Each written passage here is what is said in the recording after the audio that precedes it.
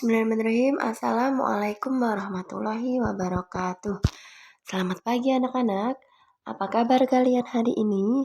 Semoga kalian semua dalam keadaan sehat walafiat ya. Amin.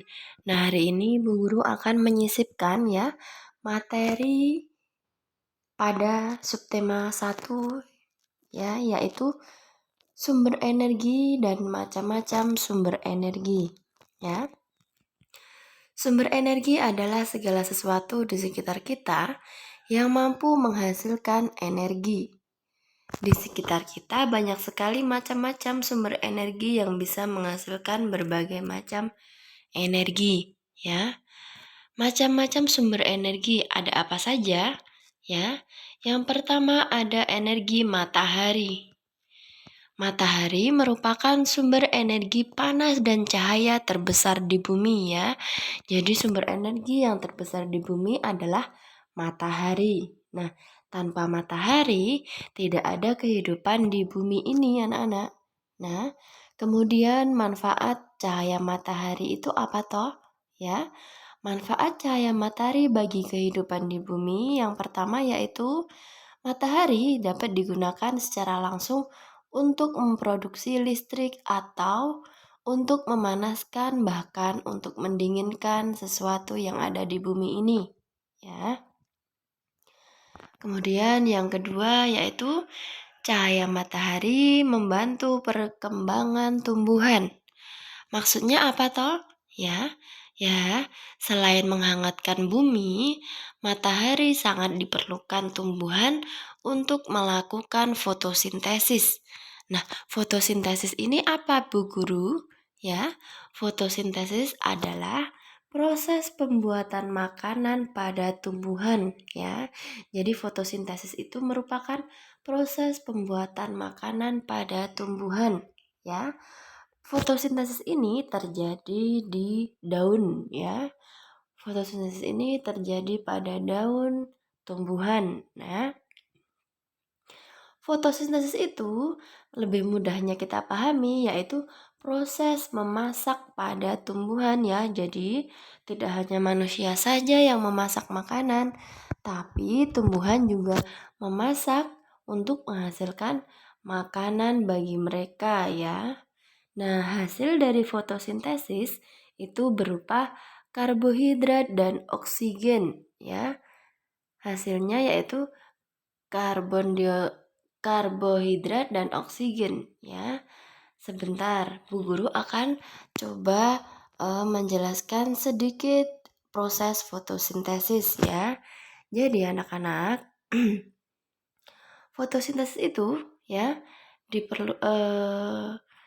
dilakukan oleh tumbuhan itu dengan bantuan sinar matahari ya. Jadi dengan bantuan sinar matahari tumbuhan melakukan fotosintesis ya. Jadi tumbuhan itu mula-mula menyerap karbon dioksida ya, gas yang sangat beracun ya, menyerap karbon dioksida di udara ini, kemudian menyerap zat hara dari tanah ya. Ya, kemudian diserap, kemudian dibawa ke daun untuk dimasak ya, ataupun dilakukan proses fotosintesis dilakukan pada daun ya. Nah, kemudian proses fotosintesis ini ya menghasilkan zat karbohidrat ya. Karbohidrat itu berguna untuk tumbuhan itu sendiri ya. Jadi dimakan oleh tumbuhan itu sendiri dan menghasilkan oksigen ya. Nah, jadi fotosintesis ini menghasilkan karbohidrat dan oksigen. Karbohidrat itu untuk tumbuhan itu sendiri. Kemudian kalau oksigen itu digunakan oleh manusia ya untuk kita bernafas. Nah, itu proses fotosintesis kurang lebih seperti itu. Jadi kita ulangi lagi ya. Tumbuhan memerlukan bantuan cahaya matahari dalam melakukan proses memasak atau proses fotosintesis tadi ya. Jadi tumbuhan itu memerlukan matahari, kemudian menyerap karbon dioksida dan zat hara dari tanah untuk dimasak ya. Setelah itu hasil masakannya itu atau hasil fotosintesis itu berupa karbohidrat dan oksigen. Karbohidrat itu untuk makanan tumbuhan itu sendiri dan oksigen untuk kehidupan manusia dan hewan di bumi ini ya. Nah, itu secara singkat Bu Guru jelaskan proses fotosintesis ya. Nah, manusia dan hewan sangat bergantung pada tumbuhan anak-anak. Apabila fotosintesis tidak dapat dilakukan, maka kehidupan manusia dan hewan akan terancam. Nah, sedangkan oksigen itu sangat kita perlukan untuk bernafas, ya. Itu manfaat cahaya matahari yang kedua, yaitu untuk membantu proses fotosintesis pada tumbuhan. Kemudian, manfaat yang ketiga yaitu untuk menjemur pakaian ya, untuk menjemur makanan berupa padi, kemudian menjemur ikan asin ya, kemudian untuk menghasilkan tenaga surya ya, menghasilkan listrik tenaga surya. Nah, itu ada beberapa manfaat ya dari yang dapat kita sebutkan sebagai contoh pada pembelajaran ini dari energi matahari ya. Banyak sekali manfaat lainnya. Anak-anak coba nanti silakan perhatikan di lingkungan sekitar ya. Kemudian yang selanjutnya sumber energi yang kedua ya setelah matahari yaitu minyak bumi dan gas alam ya. Minyak bumi dan gas alam merupakan bahan bakar fosil.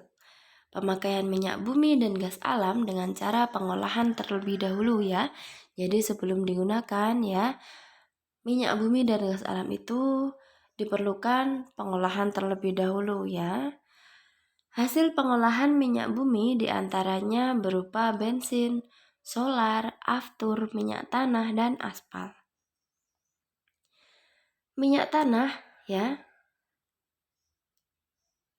bensin terlebih dahulu ya. Bensin digunakan untuk bahan bakar motor atau mobil ya yang anak-anak pernah naiki. Solar digunakan sebagai bahan bakar mesin diesel. Kemudian aftur digunakan untuk bahan bakar pesawat ya. Minyak tanah untuk bahan bakar kompor dan aspal untuk pengharus jalan. Nah, itu tadi kegunaan dari hasil pengolahan minyak bumi ya. Anak-anak, penggunaan bahan bakar minyak bumi harus hemat, sebab selain jumlahnya yang terbatas dan tidak dapat diperbarui, penggunaannya juga mampu menimbulkan polusi ya. Adanya polusi ya dapat membuat kerusakan di muka bumi ini, yaitu tadi minyak bumi dan gas alam ya. Jadi kita harus pandai menghemat dalam penggunaan minyak bumi dan gas alam karena jumlahnya yang sangat terbatas dan tidak dapat diperbarui ya. Itu sumber energi yang kedua. Kemudian sumber energi yang ketiga yaitu angin ya. Angin adalah udara yang bergerak. Angin menyimpan energi sehingga dapat dijadikan sebagai sumber energi. Negara Belanda telah sejak dahulu memanfaatkan energi angin untuk memutar kincir, sehingga dikenal dengan julukan negara kincir angin ya. Belanda itu dijuluki sebagai negara kincir angin ya. Kincir tersebut digunakan untuk membantu menggiling gandum ya. Angin juga dimanfaatkan oleh nelayan. Pada saat berangkat, nelayan memanfaatkan angin laut dan memanfaatkan angin darat untuk kembali pulang ke daratan. Nah, itu tadi sumber energi angin. Kemudian yang selanjutnya yaitu sumber energi air ya. Benda yang diam memiliki energi potensial, sedangkan saat bergerak memiliki energi kinetik ya atau energi gerak. Demikian juga dengan air. Air menyimpan sejumlah energi dalam kehidupan kita. Misalnya air terjun anak-anak. Energi air terjun digunakan untuk menggerakkan turbin pada PLTA ya. Anak-anak tahu PLTA itu apa ya? pembangkit listrik tenaga air ya. Jadi di PLTA itu ada yang namanya turbin ya.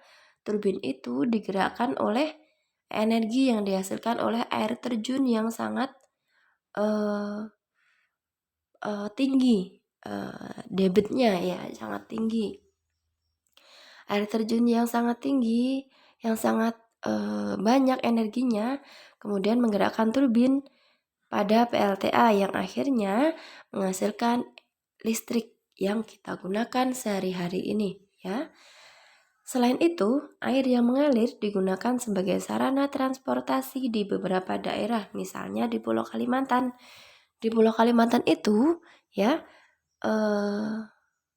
kapal nelayan itu digunakan untuk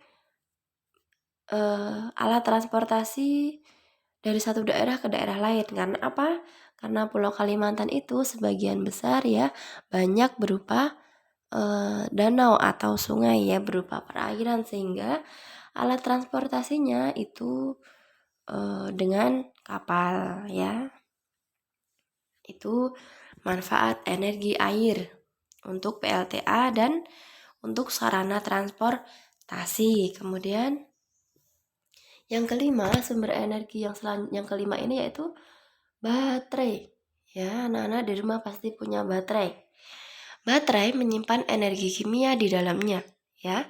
Pada penggunaan energi kimia menjadi energi listrik ya. Jadi baterai itu ya dalam kegunaan kita sehari-hari ya mengubah dari energi kimia menjadi energi listrik, di mana kita biasa menemukan baterai. Baterai biasa dipakai pada mobil mainan, jam dinding, radio, kamera, remote TV ya. Masih banyak lagi ya contohnya. Itu tadi sumber energi baterai. Yang keenam adalah sumber energi makanan dan minuman ya.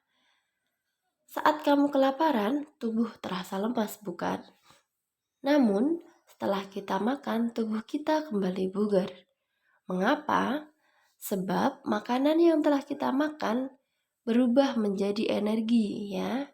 Setelah memiliki energi, kita dapat melakukan aktivitas kembali ya. Nah, jadi anak-anak, fungsi makanan bagi tubuh manusia, hewan maupun tumbuhan adalah untuk sumber energi dan sebagai zat pembangun tubuh ya.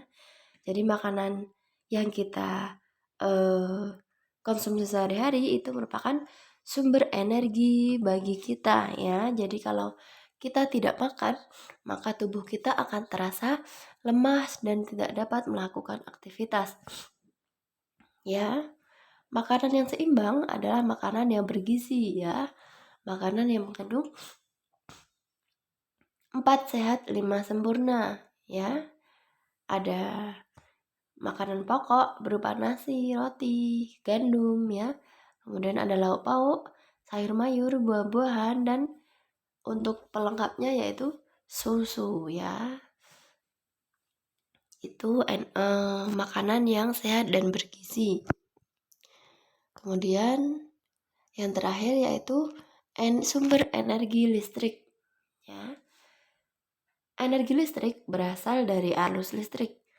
Arus listrik dapat timbul dari suatu pembangkit listrik ya. Beberapa pembangkit listrik sebagai berikut ya. Yang pertama seperti yang Bu Guru contohkan tadi yaitu PLTA, pembangkit listrik tenaga air. Kemudian yang kedua PLTS, pembangkit listrik tenaga surya. Yang ketiga PLTU, pembangkit listrik tenaga uap. Dan yang terakhir PLTD, pembangkit listrik tenaga diesel ya. Anak-anak harus paham ini ya.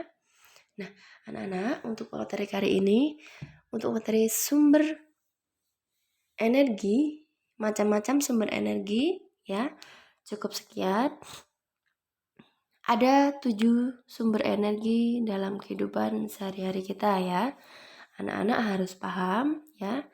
Anak-anak coba nanti lihat dalam kehidupan sehari-hari kita. Kira-kira kita telah memanfaatkan sumber energi apa saja ya. Ya. Bu Guru kira cukup sekian ya. nanti untuk tugasnya Bu Guru kirim setelah video ini ya. Bu Guru akhiri. Wassalamualaikum warahmatullahi wabarakatuh.